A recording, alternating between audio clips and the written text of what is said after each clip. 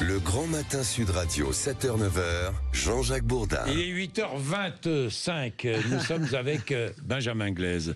Benjamin, vous êtes là? Oui, je suis mettez là. votre casque, Oui, Benjamin. j'étais pas prêt.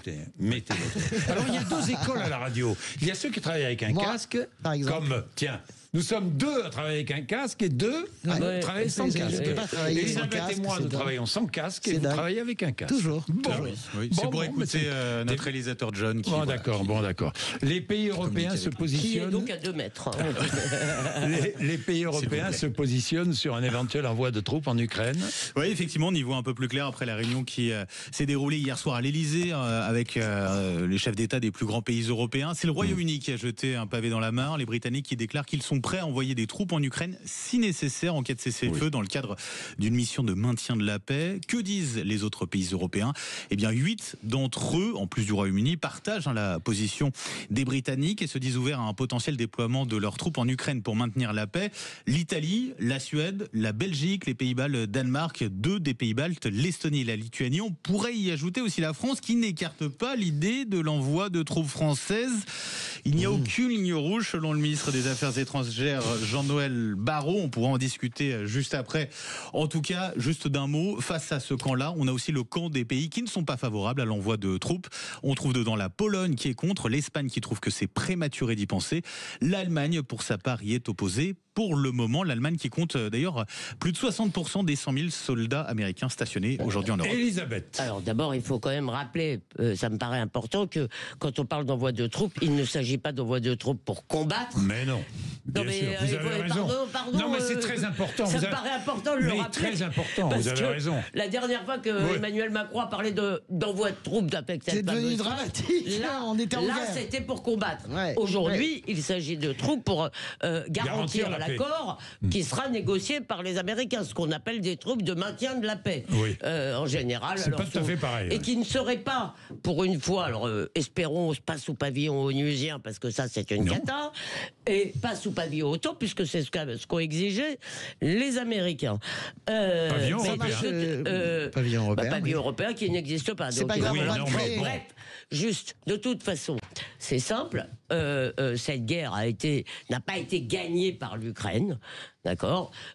Si nous voulons effectivement garantir la sécurité de l'Ukraine, ce qui me semble doit être fait, on ne va pas avoir le choix. La question maintenant, François, c'est que les Américains qui ont quand même été partie prenante à cette guerre, parce que c'est quand même avec leurs armes que les Ukrainiens ont combattu, les Américains, eux, c'est débrouillez-vous, c'est vous qui payez, vous décidez rien et c'est vous qui payez. Je suis d'accord. Alors, ils veulent imposer une paix russe. Moi, je trouve, écoutez, je dis suffisamment de critiques sur Emmanuel Macron pour dire que quand même, ce qui s'est passé hier, à mon avis, est très important.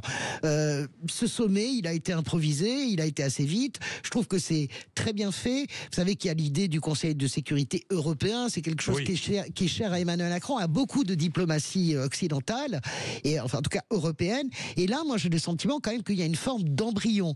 Ce que je trouve intéressant aussi, c'est ce qui se met en place, c'est-à-dire l'axe classique, en tout cas de géopolitique et de défense, qui est Paris-Berlin-Varsovie. Ça, même s'ils sont pas d'accord sur l'envoi de troupes. Classique, ça dépend des périodes. Non, ça dépend des périodes. Mais en tout cas, c'est quelque chose, après la guerre, qui est très puissant. Le troisième point je trouve intéressant, c'est Giorgia Meloni. Giorgia Meloni est devenue l'interlocutrice privilégiée de Trump.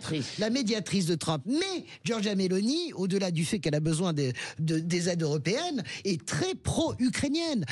La semaine dernière, c'est passé inaperçu. Peut-être la plus ukrainienne. Oui, Giorgia de toute Meloni l'Europe. a tarté Donald Trump, qui pourtant la reçoit à Mar-a-Lago, parce que il a été désobligeant avec Mattarella, le président qui est la figure tutélaire, Sergio Mattarella, qui est vraiment la statue du commandeur.